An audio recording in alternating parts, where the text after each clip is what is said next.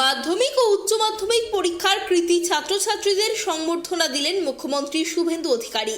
ফল প্রকাশের দিনই উচ্চ মাধ্যমিকে প্রথম স্থানাধিকারী আদ্রিত পালের সঙ্গে ভিডিও কলে কথা বলে সংবর্ধনার প্রতিশ্রুতি দিয়েছিলেন মুখ্যমন্ত্রী। সোমবার স্কুল শিক্ষা দপ্তরের উদ্যোগে আয়োজিত বিশেষ মঞ্চে সেই প্রতিশ্রুতিরই প্রতিফলন দেখা গেল। কৃতীদের সংবর্ধনা দেওয়ার পাশাপাশি রাজ্যের শিক্ষা ব্যবস্থার আমূল পরিবর্তনের রূপরেখা স্পষ্ট করেন মুখ্যমন্ত্রী। এবার কেন্দ্রের জাতীয় শিক্ষানীতির আওতায় আসছে পশ্চিমবঙ্গ। দেশের শিক্ষা ব্যবস্থাকে আধুনিক করে তোলার লক্ষ্যেই ঢেলে সাজানো হচ্ছে রাজ্যের সরকারি স্কুলগুলিকে।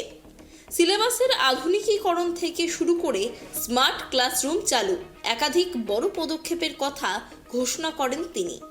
কেবল কলকাতা নয়, জেলা ও প্রান্তিক এলাকার সরকারি ও সরকার পোষিত স্কুলগুলিতে পড়াশোনার মান বাড়াতে উদ্যোগ নিয়েছে রাজ্য সরকার। আমরা প্রথমে এসেই জাতীয় শিক্ষানীতি আমাদের ভারত সরকারের মাননীয় প্রধানমন্ত্রী নরেন্দ্র মোদীজির নেতৃত্বে আমরা তাতে এই রাজ্য যুক্ত হওয়ার সিদ্ধান্ত নিয়েছি। আমরা স্মার্ট বিদ্যালয়, স্মার্ট ক্লাসরুম, আধুনিক শিক্ষা, আধুনিক ল্যাবরেটরি, লাইব্রেরি এবং কো ক্যারিকুলাম অ্যাক্টিভিটিজের জন্য খেলার মাঠ থেকে যোগা প্রশিক্ষণ থেকে শুরু করে আমাদের পিএমসিতে যে বিষয়গুলো রয়েছে, যার জন্য ভারত সরকার প্রচুর অর্থ দিতে চান, আমাদের প্রশিক্ষিত করতে চান, তাতেও আমরা যুক্ত হয়েছি। আপনারা ইতিমধ্যে সেটা পেয়েছেন। তার কার্যকরী ফলাফলও কিছুদিনের মধ্যে আপনারা দেখতে পাবেন। সরকারি স্কুলের মানোন্নয়ন বার্তার মাঝেই বেসরকারি শিক্ষা প্রতিষ্ঠানগুলিকে কড়া বার্তা দিয়েছেন মুখ্যমন্ত্রী। ফি কাঠামো নিয়ে বেসরকারি স্কুলগুলিকে সতর্ক করে তিনি বলেন, অর্থ গ্রহণের ক্ষেত্রে এমন কোনো পদক্ষেপ গ্রহণ করা যাবে না যাতে সাধারণ মধ্যবিত্ত পরিবারগুলির অসুবিধা হয় এবং সরকার বিব্রত বোধ করে।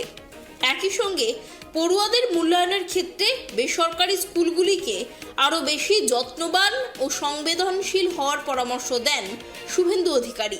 বেসরকারি শিক্ষা প্রতিষ্ঠানগুলিকে আমি আবেদন করব যে অর্থনৈতিকভাবে আপনারা যেভাবে ফিজ বা সেমিস্টার বা অন্যান্য যে সমস্ত অর্থ নিচ্ছেন, এক্ষেত্রে সরকারের নিয়ন্ত্রণ রাখা উচিত। আপনারাও এখন থেকে ভাবতে শুরু করুন, এমন কোনো কাজ করবেন না যাতে সরকার বিব্রত হয়, কোনো সাধারণ বাড়ির ছেলেমেয়েরা তারা অসুবিধার মধ্যে পড়ে, এটা করবেন না।